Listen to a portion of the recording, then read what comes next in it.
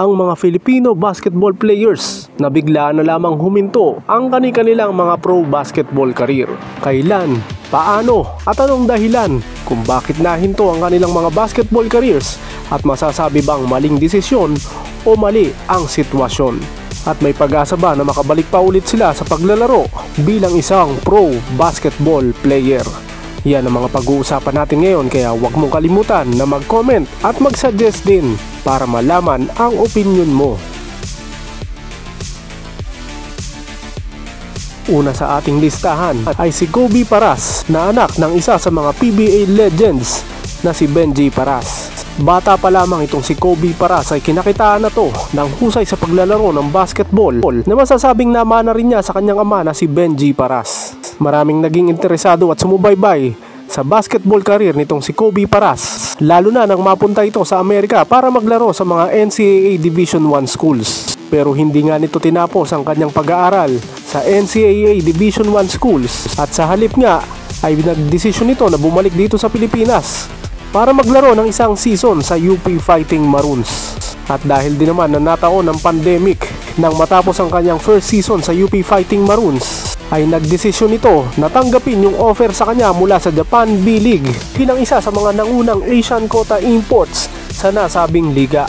Naglaro ito ng isang season sa Niigata Albirex at nang hindi ma-renew ang kanyang kontrata sa nasabing koponan ay lumipat naman ito sa Alteri Shiba, kung saan hindi nito natapos ang isang taon na pinirmahan niyang kontrata at na-terminate na nga ito dahil umano sa hindi nagustuhan ng kanyang performance. Mula pa nga noon ay hindi na nakahanap ng iba pang koponan sa Japan B-League itong si Kobe Paras at nagdesisyon na nga lang ito na magbalik na lamang dito sa Pilipinas at doon na nga nagumpisa na ang masasabing kanyang napakahabang pahinga hanggang ngayon. Ayon sa kanyang ama na si Benji Paras, ay dinamdam umano nitong si Kobe Paras ang pagkaka-release sa kanya mula sa kanyang koponan sa Japan B-League na Alteri Shiba. Kaya hinayaan niya lamang umano ang kanyang anak na ipahinga muna ang kanyang pro basketball career at pagkukulan muna ng pansin ang kanyang sinasabing mental health.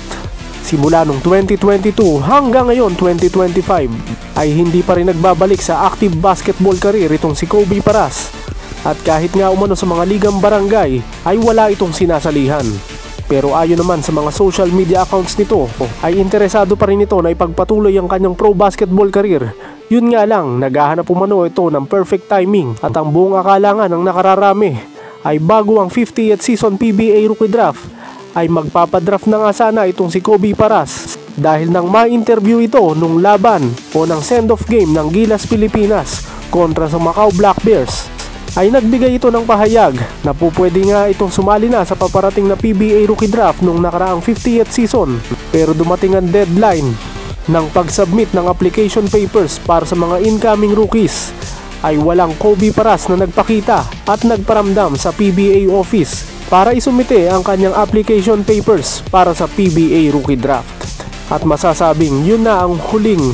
interview dito kay Kobe Paras tungkol sa kanyang pro basketball career. At hanggang ngayon ay wala pa ring balita kung meron pa ba itong balak na magpatuloy sa kanyang pro basketball career. Dahil kung tutusin, napakarami nang nanghihinayang dito kay Kobe Paras dahil bukod nga sa bata pa ito, sa edad na 28 years old, ay maganda ang kanyang height na 6'6" na very flexible naman sa bawat posisyon na nilalaro nito bilang shooting guard hanggang small forward. Marami ang bumulib dito kay Kobe Paras dahil sa mga emphatic slams niya dahil minsan na nga itong naging slam dunk champion sa FIBA 3x3 at masasabing ito na ang naging trademark nitong si Kobe Paras magmula nang magumpisa ang kanyang pro basketball career. Hanggang ngayon ay umaasa pa rin ang nakararaming basketball fans na balang araw ay magbabalik muli itong si Kobe Paras sa paglalaro professionally ng basketball dito man yan sa Pilipinas sa MPBL o sa PBA o baka magbalik action ulit ito sa international competition kung meron ulit mag-o-offer dito para maglaro professionally. Sa tuwing darating ang mga PBA draft simula pa noong 2023 ay inaabangan na itong si Kobe Paras at inaasahan na sa January 2027 o sa 51st season ng PBA ay magpapalista na ito para sumali sa PBA Rookie Draft at ituloy ang huminto nitong basketball career.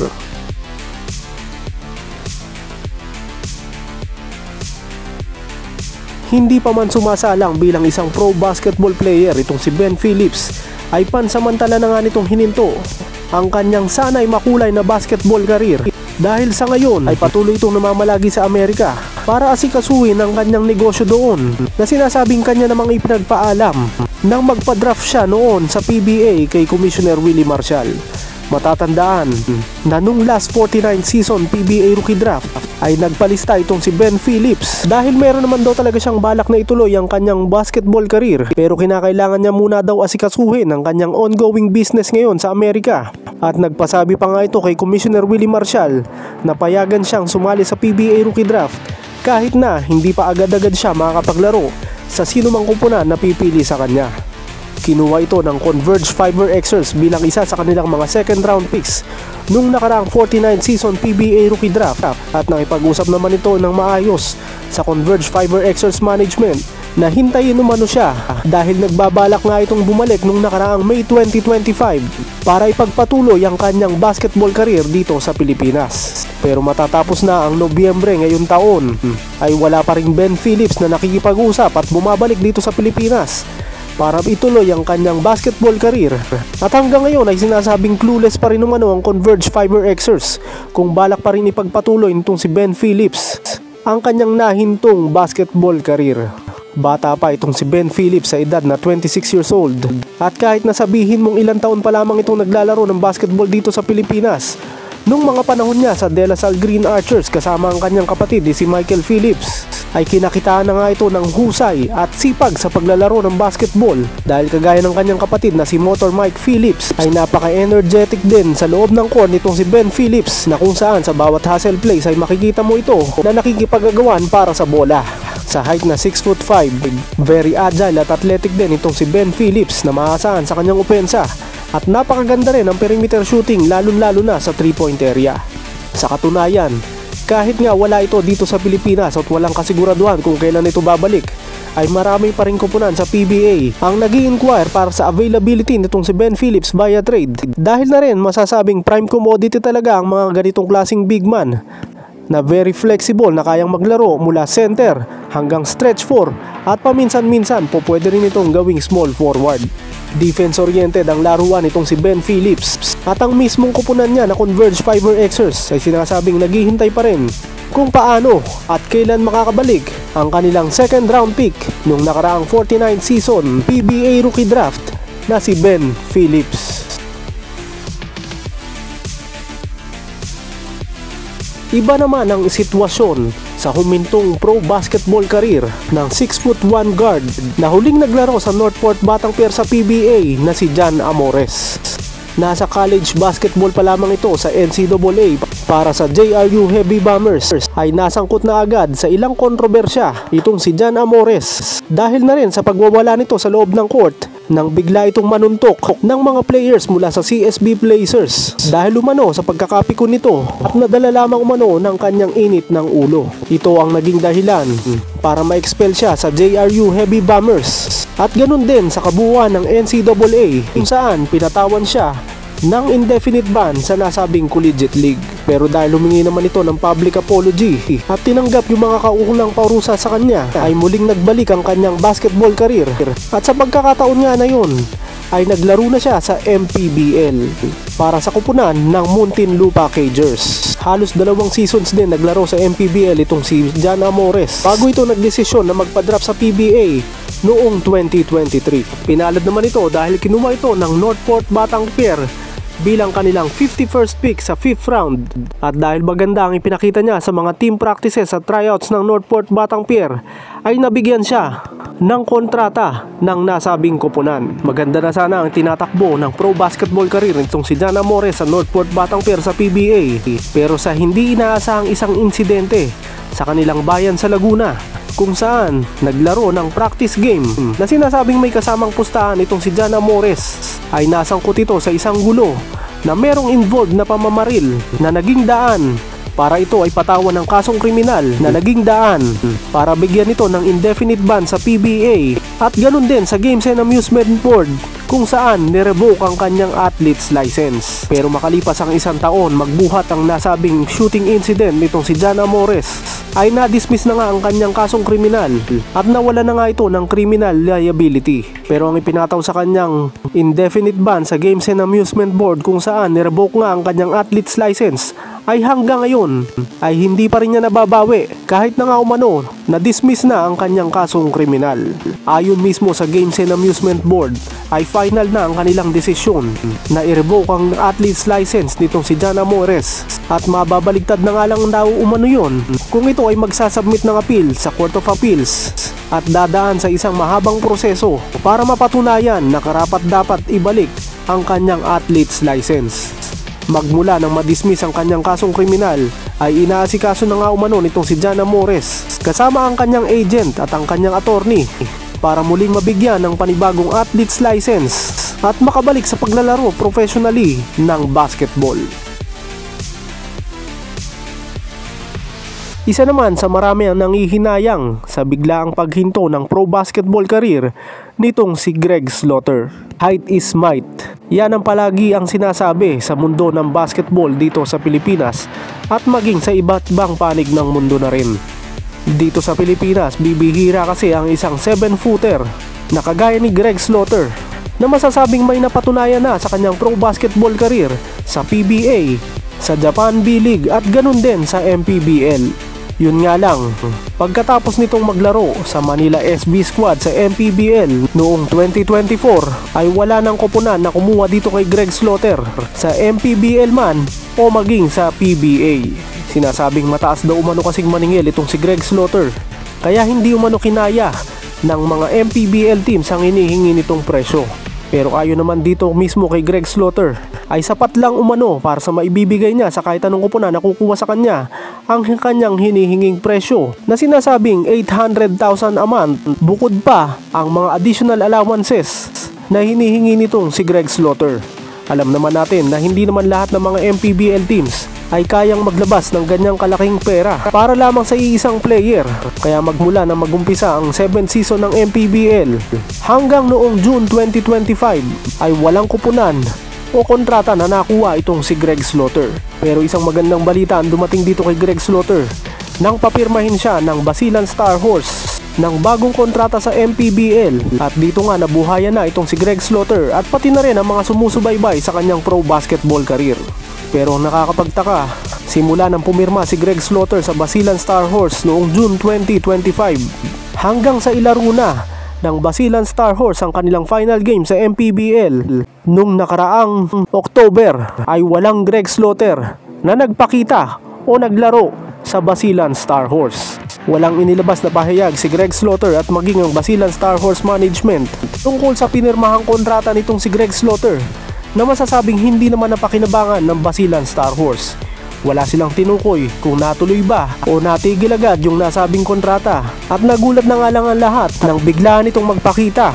sa team practice ng Barangay Ginebra San Miguel noong nakaraang off-season kung saan sinabi nito na binibisita lamang umano nito yung mga dati niyang kakampi sa Barangay Ginebra San Miguel at maging umano si Coach Tim Cone. Naimbitahan din ito sa opening ng PBA at dumalo rin ito sa ilang games ng PBA ngayong ongoing All Filipino Cup at nagbigay nga ito ng pahayag ng kagustuhan niyang bumalik sa PBA at bilang katunayan nga ay humingi pa nga ito ng public apology kay SMC Sports Director Al Francis Chua at para bang nakikiusap ito na payagan na siyang bumalik sa PBA sa kahit anong koponan. At dahil Northport Batang Pier ang may hawak ng kanyang PBA playing rights ay kasama rin ito sa nabili ng Titan Ultra Giant Risers. Kaya minsan na rin itong inalok ng Titan Ultra Giant Risers na maglaro sa kanilang kupunan. Pero hindi sila nagkasundo pagdating na naman sa kontrata dahil okay na sana ang magkabilang panig sa 800,000 pesos per month. Pero patuloy pa rin naman ginigiit nitong si Greg Slaughter yung mga additional allowances na hinihingi niya sa bagong kupunan na Titan Ultra Giant Risers. At doon na nga ihininto ng Titan Ultra Giant Risers Management ang usapan pagdating sa kontrata nitong si Greg Slaughter. At sinabi nga na nasa trading block nila ang PBA playing rights nito. Pero hanggang ngayon ay walang gustong kumuha nito dahil napapabalita rin na kasama umano ito sa mga nasa silent ban ng PBA na ang ibig sabihin ay napag-usapan na walang kahit sinong kupunan na po pwedeng kumuha at papirmahin ng kontrata itong si Greg Slaughter bilang parusa sa ginawa nitong mga aligasyon nung mga panahon na natapos ang kanyang kontrata sa Northport, Batangpier. Pero sa ngayon ay umaasa pa rin umano itong si Greg Slaughter na mapagbibigyan ng kanyang public apology at magkakaroon siya ng second chance na makabalik sa PBA sa kahit anong kupunan. Pero siguro'y kinakailangan din itong si Greg Slaughter na babaan ang kanyang presyo at alisin na rin yung mga hinihingi nitong additional allowances para magkaroon ulit ng interes sa kanya ang mga PBA teams. Isa rin sa marami ang nangihinayang sa biglang pagkawala o paghinto ng PBA career nitong si Terrence Romeo. Huling naglaro itong si Terrence Romeo para sa Terra Firma Jeep sa PBA, pero nang matapos ang kanyang kontrata na na-inherit ng Terra Firma Jeep mula sa San Miguel Beermen dahil sa isang trade, ay hindi na nga ito ni-renew at binigyan na ng release papers para maging isang unrestricted free agent. Nang pumutok ang balita na naging unrestricted free agent na nga itong si Terrence Romeo, ay sinasabing maraming kupunan ang nagka-interest dito, kabilang na nga umano ang mga teams ng SMC na sinasabing dapat na babalikan itong si Terrence Romeo, lalo na ang kanyang dating kupunan na San Miguel Beermen. Napapabalita rin na mapupunta ito sa Barangay Ginebra, San Miguel dahil nang tanungin si Coach Tim Cone tungkol sa availability nitong si Terrence Romeo na isa na nga unrestricted free agent hanggang ngayon, ay sinabi nito na hindi pa nila alam at hindi pa umano nila na pag-uusapan ang nasabing usapin tungkol sa pagiging unrestricted free agent nitong si Terrence Romeo. Napapabalita rin na mapupunta ito sa Magnolia Chicken Templados Hotshots at mismo ang bagong coach nila na si L.A. Tenorio mismo ang kinakausap daw nito, pero hanggang ngayon ay wala pang nangyayaring negosasyon at hindi pa rin nakakabalik sa loob ng court ng PBA itong si Terrence Romeo. Minsan na rin nagka-interes sa kanya ang Converge Fiber Xers at ganun din ang Titan Ultra Giant Risers na bagong kupunan ngayon sa PBA. Kaya marami ang nagtataka na bakit nga hanggang ngayon ay wala pa rin kupunan na kumukuha dito kay Terrence Romeo, dahil lumalabas sa mga balita na kasama rin ito sa mga naka-silent ban ngayon sa PBA kasama ni Greg Slaughter. Dahilan daw umano nang magbigay ito ng pahayag sa isang interview sa kanya tungkol sa nangyari sa kanya sa San Miguel Beermen nang matrade nga ito papunta sa Terra Firma Jeep. Nung mga panahon na yon ay nakakontrata pa siya sa Terra Firma Jeep at hinihintay na nga lang umano na matapos ang kanyang ongoing contract at magpaparelease na talaga ito para maging isang unrestricted free agent. Pero nang maging unrestricted free agent na nga ito, ay hanggang ngayon ay wala pa rin itong kupunan na pinipirmahan ng kontrata sa PBA. At ang masasabing huling basketball activity nito ay nang maglaro siya sa Melmac Sports sa Manila Challenger ng 3x3. Sa ngayon napapabalita na kinukuha naman ito ng Titan Ultra Giant Risers para sa kanilang second conference at makakasama nga daw nito sa kanyang pagbabalik sa PBA ang magiging playing coach ng Titan Ultra Giant Risers na si Alex Cabagnot. Marami ang nangihinayang at naghahanap pa rin kay Terrence Romeo sa PBA dahil sa kanyang mga napakagandang crossover moves at masasabing isa sa mga talented players na kayang umiscore sa loob at sa labas ng shaded lane na naglaro sa PBA. Marami ang umaasa na muling maibabalik at maipagpapatuloy ni Terrence Romeo ang kanyang huminto na pro basketball career.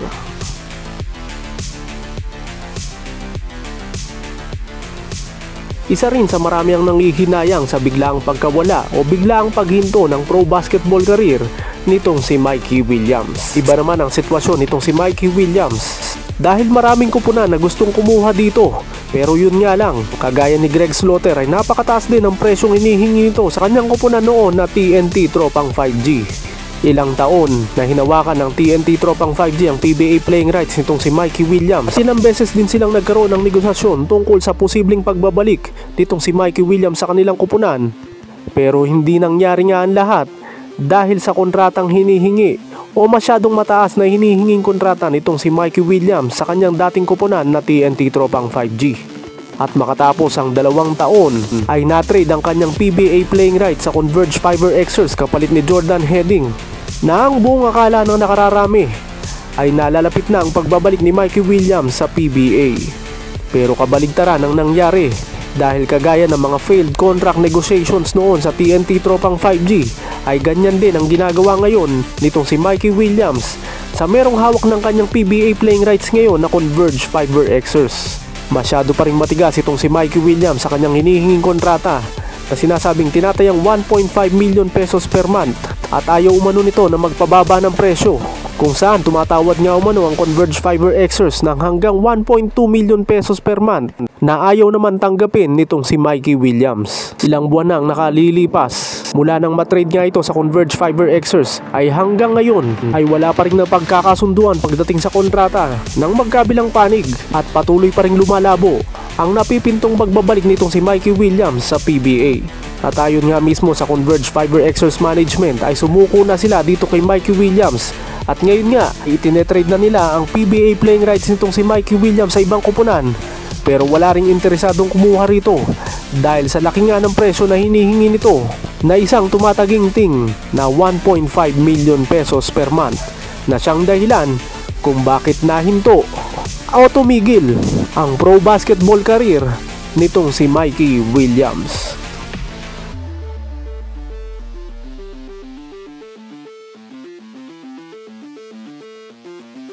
Iba naman ang sitwasyon ng humintong karir nitong si Matthew Wright. Meron pa sanang nalalabing 1-year contract o 1-season contract itong si Matthew Wright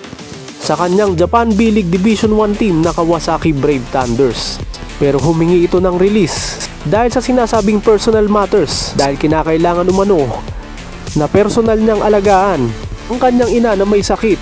Nakasama niya ay nagbalik na nga dito sa Pilipinas para dito umano magpagaling. At nang pumutok na nga ang balita na naandito sa Pilipinas itong si Matthew Wright ay kabi-kabilang trade talks na ang natatanggap ng Phoenix Fuel Masters tungkol sa PBA playing rights nitong si Matthew Wright. Balitang interesado rito ang mga kumunan mula sa SMC at MVP Group at ganun din ang independent team na Converge Fiber Xers. Ngayon, busy pa rin daw talaga itong si Matthew Wright sa pag-aalaga sa kanyang ina na may sakit. At maganda rin umano na mapahinga muna siya sa paglalaro ng basketball. Pero ayon mismo sa kanya ay pansamantala lamang ang kanyang pagpapahinga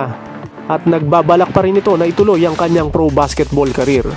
Sa ngayon, walang any basketball activities itong si Matthew Wright maliban sa kanyang mga shooting practices. At ang napipinto nitong magiging stint niya sa Gilas Pilipinas team ni Coach Norman Black para sa Southeast Asian Games. At ayon nga mismo dito kay Matthew Wright ay pagkatapos ng Southeast Asian Games sa December ay saka umano niya asikasuhin ang pagbabalik niya sa pro basketball na maaari nga umano mangyari sa PBA, pero hindi ito nagbigay ng pahayag kung sa Phoenix Fuel Masters niya ito itutuloy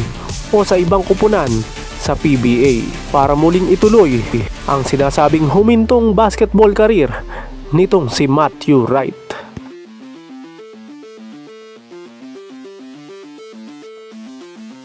Isa rin sa masasabing pinakamaraming PBA fans ang nangihinayang dahil biglaang ang huminto ang pro basketball career nitong si Christian Stan Hardinger. Ito ay nangyari nang mag-self-retire itong si Christian Stan Hardinger ayon kay Coach Ronald Tubid ng Terra Firma Jeep at sa dati nilang team governor na si Bobby Rosales. Nang pumutok ang balita na yon, walang kumpirmasyon mismo dito kay Christian Stan Hardinger na tuluyan na nga siyang nag-retire sa PBA at hindi na nga umano maglalaro sa Terra Firma Jeep. Sinasabing ang ugat umano ng self-retirement o biglaang pagre-retire nitong si Christian Stan Hardinger ay ang contract dispute niya sa Terra Firma Jeep na nag-aalok lamang umano dito ng 420,000 taliwas sa hinihingi nito na 750,000 a month. Pero sinasabing hindi lamang umano contract dispute ang naging dahilan kung bakit biglang nag-retire itong si Christian Stan Hardinger ay dahil din umano sa pagkadismaya niya sa Terra Firma Jeep na kanyang kupunan dahil hindi nga ito sanay na laging nagtatatalo at ang gusto nga umano nito ay matrade papunta sa ibang kupunan na playoff at title contending. Pero ayon nga mismo sa isang source na malapit dito kay Christian Stan Hardinger ay ayaw na umano nitong bumalik sa mga teams ng SMC dahil sa paulit-ulit na umano na pag-trade sa kanya mula pa nung panahon niya sa San Miguel Beermen hanggang sa Northport Batang Pier papunta sa Barangay Ginebra San Miguel at sa huling stop nga niya na sinasabing stopover lamang sana niya sa Terra Firma Jeep. Sinasabing dapat ay mapupunta ito sa Magnolia Chicken Templados Hot Shots na nung mga panahon na yon ay under pa kay Coach Chito Victolero. At yun umano ang tinututulan nitong si Christian Stan Hardinger na mabalik siya sa mga SMC teams at sinasabing gusto nga umano nito ay mapunta naman sa TNT Tropang 5G na nagbigay na umano ng offer dito, pero hanggang ngayon ay hindi pa rin umano matanggap-tanggap nitong si Christian Stan Hardinger dahil inaharang umano ito ng Terra Firma Jeep at kinakailangan umano na sa Magnolia Chicken Templados Hotshots lamang ito mapunta sa kanyang PBA comeback. Ngayon, patuloy pa rin umanong nakikipagnegosasyon ang Magnolia Chicken Templados Hotshots management at coaching staff sa pangunguna mismo ng head coach nila na si L.A. Tenorio, dating kakampi nitong si Stan sa Barangay Ginebra San Miguel, at sinasabing maganda naman umano nagiging feedback nitong si Christian Stan Hardinger sa panibagong offer ng Magnolia Chicken Templados Hotshots sa kanya. Napapabalita rin na kinakausap rin umano ito ni Coach Chot Reyes para mapunta sa TNT Tropang 5G na sinasabing talagang kupunan na gustong paglaruan itong si Christian Stan Hardinger. Pero may komplikasyon nga dahil sinasabing nakalak lamang umano itong si Christian Stan Hardinger papunta sa Magnolia Chicken Templados Hotshots, at kung mapupunta man ito sa TNT Tropang 5G ay kinakailangan palitan nila ito ng same trade value rin na player kagaya nitong si Christian Stan Hardinger. Sa ngayon, sinasabing ino-offer pa rin ng TNT Tropang 5G ang PBA playing rights naman ni Bobby Ray Parks Jr. sa Terra Firma Jeep para tuluyan na nga nilang makuha itong si Christian Stan Hardinger. Pero patuloy pa rin naglalaro ngayon si Bobby Ray Parks Jr. sa Japan B-League, kaya hindi umano tinanggap ng Terra Firma Jeep ang sinasabing offer mula sa TNT Tropang 5G. Pero hanggang ngayon ay umaasa pa rin umano ang TNT Tropang 5G na mapagbibigyan sila ng Terra Firma Jeep para makuha via trade itong si Christian Stan Hardinger, at ganun din si L.A. Tenorio ng Magnolia Chicken Templados Hotshots na kinukumbinsi ang dati niyang kakampi na maglaro sa Magnolia Chicken Templados Hotshots at kukuhanin nga nila via trade mula sa Terra Firma Jeep. Kaya masasabing hindi pa talaga tuluyang humihinto ang pro basketball career nitong si Christian Stan Hardinger dahil marami pa rin kupunan na nagkaka-interest dito, at dalawa nga ang naguunahan dito kay Stan, at ito ang Magnolia Chicken Templados Hotshots at ang TNT Tropang 5G. At ang pinakuli sa ating listahan at ang masasabing huling huminto ang pro basketball career ay itong si Jamie Malonzo. Maraming fans ng Barangay Ginebra San Miguel ang sumubaybay sa PBA career nitong si Jamie Malonzo nang mapunta ito sa kanilang kupunan. Ilang setbacks din ang pinagdaanan nitong si Jamie Malonzo dahil sa kabi-kabilang injury na nakuha nito sa kanyang PBA career, partikular na nung nandun siya sa Barangay Ginebra San Miguel. Pinagtiyagaan siya ng Barangay Ginebra San Miguel hanggang sa tuluyan itong makarecover mula sa kanyang mga injuries, at unti-unti nga itong in-insert ni Coach Tim Cone sa kanyang regular rotation hanggang sa makabalik na nga ito sa kanyang top playing form nung nakaraang All-Filipino Cup ng 49th season ng PBA.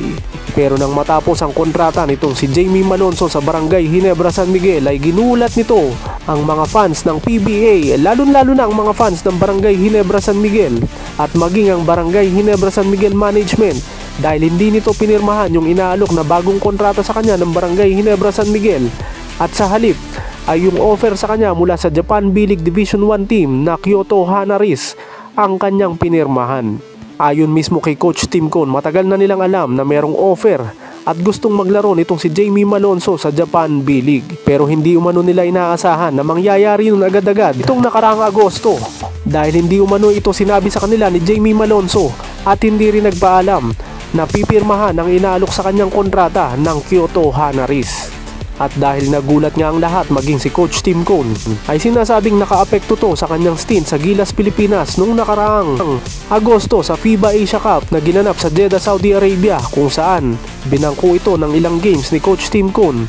bago tuluyang ipinasok nang ma-injured ang ilan sa mga key players ng Gilas Pilipinas na sila Calvin Oftana at CJ Perez. Marami nga nagsasabi noon na kung hindi na-injured yung dalawang players ay baka hindi talaga pinaglaro ni Coach Tim Cone itong si Jamie Malonzo sa Gilas Pilipinas, na sinasabing bilang pagpaparamdam umano ni Coach Tim Cone nang iwanan nitong si Jamie Malonzo ang Barangay Ginebra San Miguel. Makalipas ang ilang buwan at 5 laro sa Kyoto Hanaris ay biglaan namang tinerminate ang kontrata nitong si Jamie Malonzo dahil umano hindi ito fit sa kanilang kupunan at nangangailangan sila ng panibagong big man at kinakailangan isakripisyo muna umano nila itong si Jamie Malonzo, kaya tinerminate yung sana'y 2-year contract nito sa Kyoto Hanaris. At magmula nga nang ma-terminate ang kanyang kontrata sa Kyoto Hanaris, hanggang ngayon na nakabalik na siya dito sa Pilipinas para maglaro ulit kay Coach Tim Cone sa Gilas Pilipinas, ay hindi pa rin to nakakakuha ng bagong kontrata mula sa Japan B-League teams. At hindi rin ito makakabalik sa PBA dahil pinatawan ito ng 3-year ban bilang sinasabing parusa sa mga players na hindi pipirma ng uniform players contract na ino-offer sa kanila ng kanilang mga mother teams. Sa ngayon, talagang hinto ang karir nitong si Jamie Malonzo dahil ang Gilas Pilipinas stint lamang niya ngayong November window ang magiging basketball activity nitong si Jamie Malonzo, at wala pa rin itong kupunan na paglalaruan sa Japan B-League o maging ibang liga sa Asia, at ganun din dito sa Pilipinas. Pero sa sitwasyon ngayon ng Barangay Ginebra San Miguel ay marami pa rin ang umaasa na kahit nga meron 3-year ban itong si Jamie Malonzo, ay baka madaan daw yon sa public apology at mabigyan ulit ito ng pagkakataon na makapaglaro sa PBA at sa Barangay Ginebra San Miguel para maipagpatuloy ang kanyang humintong pro basketball career.